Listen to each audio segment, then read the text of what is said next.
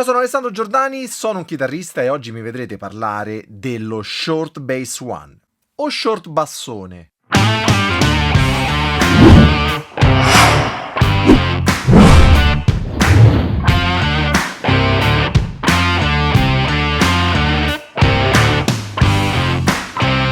Lo Short Bass One è un basso acustico a scala corta, precisamente come quello di una chitarra 3/4, quindi circa 62 cm. Questa scelta è stata fatta anche perché molti hanno dimestichezza con la chitarra e quindi il passaggio da una chitarra normale a questo strumento non comporta adattamenti particolari. E inoltre la tensione delle corde è similare. Ma perché proprio questo nome? Il titolare di Aquila Corde cercava un nome che fosse facile da ricordare e da pronunciare, soprattutto per i futuri clienti di nazionalità americana. L'aereo presidenziale statunitense è un nome molto conosciuto e pronunciato Air Force One. Ecco che Short Bass One scivola bene la pronuncia ed è facilmente ricordabile. E anche in italiano fa la sua figura, short bassone, vale a dire un basso corto con un suonone. Qualcuno potrebbe pensare che sia un basso ukulele, ma assolutamente no. Il basso ukulele, infatti, ho anche detto U-Bass, si caratterizza per una lunghezza vibrante ed una dimensione di cassa che effettivamente richiama l'ukulele baritono. Qui siamo di fronte semmai ad un richiamo alla chitarra classica. Ma perché è stata fatta la scelta di averlo di queste dimensioni? Ci sono in realtà diversi motivi. Il primo è legato al fatto che questo strumento si è potuto realizzare solo grazie ad un tipo di corda che Aquila è l'unica al mondo a costruire, vale a dire un elastomero caricato con polvere di rame. In uno strumento di questa taglia si potevano progettare le normali corde filate, ma si avrebbe avuto un pessimo risultato acustico. Infatti, bassi di queste dimensioni sono molto rari. Allora chiediamoci, è un basso acustico? No, semmai è un contrabbasso a forma di chitarra. Spieghiamo meglio però.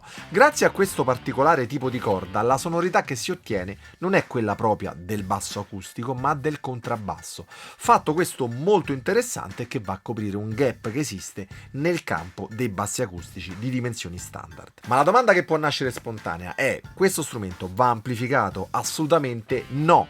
Questo è il primo strumento al mondo in grado di suonare in acustico senza necessariamente avere l'amplificazione. La tipologia di corde, le caratteristiche costruttive e il fondo di materiale plastico fanno sì che questo strumento riesca a stare dietro fino a una quindicina di ukulele. Fatto questo che lo rende molto prezioso proprio nell'educazione musicale, nelle scuole. E a proposito quindi di educazione musicale, non esistono altri strumenti a pizzico ad arco che possono essere usati in classe? Quali sarebbero questi strumenti? Facciamo l'elenco: il contrabbasso, il normale basso acustico, il basso ukulele, che sono tutti strumenti che sono già costosi, difficili da maneggiare, soprattutto se si è giovani, e tranne il contrabbasso la maggior parte ha bisogno di un sistema di amplificazione. Lo Short Bass One è dunque la prima risposta concreta al problema dell'educazione musicale in classe. Ma la cosa interessante è che al bisogno è amplificato. Ci sono addirittura due sistemi di presa del suono. Il primo è basato su due pastiglie incollate sotto al ponte sulla tavola armonica, mentre il secondo sistema,